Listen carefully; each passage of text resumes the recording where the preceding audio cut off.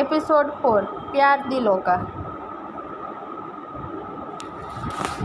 वीर जब नहाकर बाहर आया तो अब उसने एक लंबी सांस ली और बालकनी में गया। जहां उसे कमरे में कोई बदलाव नहीं लग रहा था, वहीं बालकनी में उसे काफ़ी चेंज दिखा। बालकनी बड़ी थी और विधि ने बालकनी को सजा के रखा था। ऊपर दीवार भर चांद सितारे पूरी बालकनी पर छाए हुए, पौधे और उसमें खिले छोटे छोटे फूल। नीचे गोल सोफा जो इतना सॉफ्ट था कि उस पर बैठते ही नींद आ जाए। वीर ने बालकनी को अच्छे से देखा और फिर वहां खड़ा पूरे राजस्थान को देख रहा था, दूर तक वो हरियाली। कुछ देर बाद वीर कमरे में आया। वही किचन में रीमा जी, सुधा जी, सुहानी, वैशाली खड़ी थी। सुधा जी, दीदी हम क्या करें? वीर को विधि पसंद नहीं है और विधि उसी कमरे में रह रही है। रीमा जी, अरे वो शादीशुदा है। हाँ, पर दीदी वीर विधि को पसंद नहीं करता, वो उसके बारे में सुनना भी नहीं चाहता। मैं खुद गर्ज हो रही हूँ पर अपने बच्चे को खुद से दूर नहीं करना चाहती। सुहानी बोली, पर मासा, भाभी साहब उन्हें बुरा लगेगा, यूँ कमरे से निकालना। सुधा जी को कुछ समझ नहीं आ रहा था, जब विधि आएगी तो क्या होगा। तभी वहाँ श्रीमंत जी और विजय जी पहुँचे। श्रीमंत जी बोले, विधि कहीं नहीं जाएगी, वो इस घर की बहू है और वो यहाँ सबके सामने रहेगी।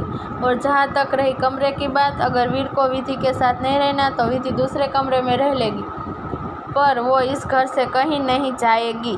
श्रीमंत जी की आवाज़ सुन पीछे से वीर बोला, आप आज भी मुझसे ज़्यादा उस लड़की से प्यार करते हैं, है ना बड़े पापा?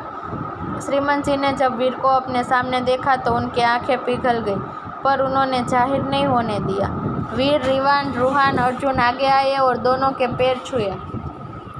वीर श्रीमंत जी से फिर से बोला, आप कभी नहीं बदल सकते बड़े पापा, आपको बस उस कल की आई हुई लड़की ही सब कुछ लगती है, इसलिए इतने सालों बाद भी आपका दिल नहीं पिघला। हमारा फैसला कभी गलत नहीं होता। वो लड़की इस घर के लिए बिल्कुल ठीक है, पर मेरे लिए वो ठीक नहीं है और ना कभी उसे मेरी पत्नी होने का हक मिलेगा।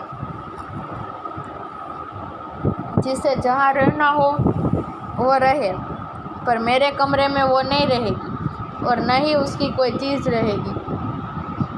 सुहानी, 1 घंटे में मेरे कमरे से उस लड़की का सारा सामान बाहर होना चाहिए।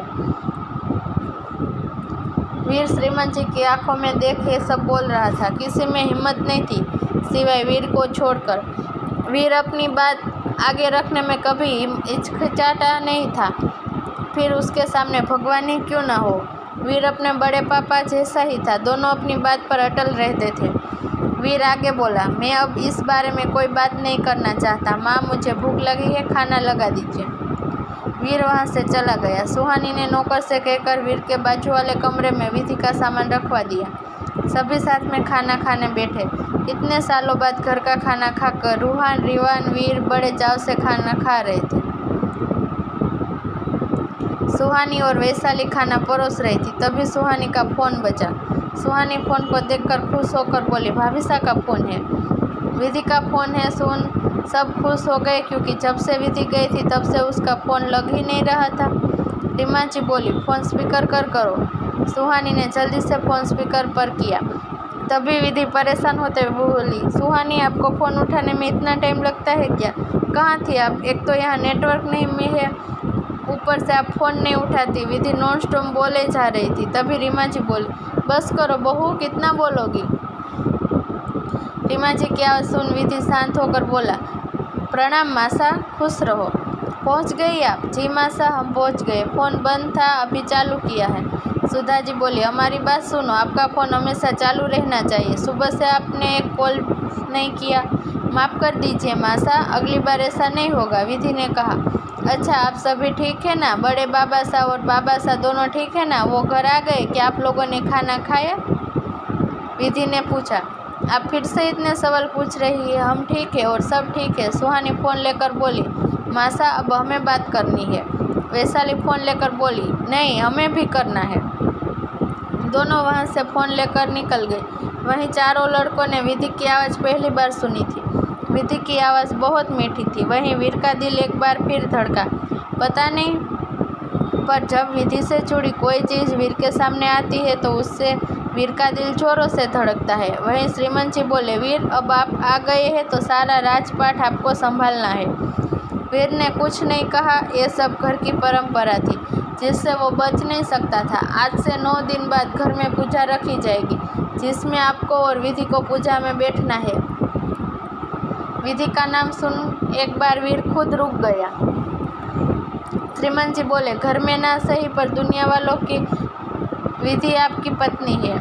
और खुद विधि ने भी इस बात को कभी नहीं नकारा। उसने हमेशा दुनिया वालों के सामने एक मर्यादा रखी और हम चाहेंगे कि आप भी ये मर्यादा रखें। वीर ने आगे कुछ भी नहीं कहा। धीरे धीरे पूरे राजस्थान को पता चल गया कि राजस्थान के नए कुंवर सा विदेश से पढ़ाई करके आ गए हैं। वही कुछ दिन बीत गए थे। वीर ने यह का बिजनेस संभाल लिया था। वही रूहान रिवान अर्जुन भी वीर की मदद करने लगे थे। वीर के घर आने से काफ़ी कुछ बदल गया था। जैसे कि वीर के लिए खाना उसके डाइट के हिसाब से बनता और वो इस सब में बहुत सख्त था। राज्याभिषेक के लिए दिन निकल रहा था। वीर को अब तक नहीं पता चला कि विधि आखिर है कहाँ और ना उसने कभी पूछा। चारों जब ऑफिस से आए तो सुधा जी और रीमा जी पूजा के लिए सही मुहूर्त देख रही थे। चारों आकर आंगन में बैठ गए। वैशाली चारों के लिए पानी लाई। उसने वीर अर्जुन रूहान को पानी दिया। जब वो रीवान के पास पहुंची तो रीवान ने पानी लेते हुए वैशाली के हाथों को ओले से छुआ। वैशाली ने तुरंत अपने हाथ पीछे लिए। वहीं रीवान पानी पीते हुए वैशाली को ही देख रहा था।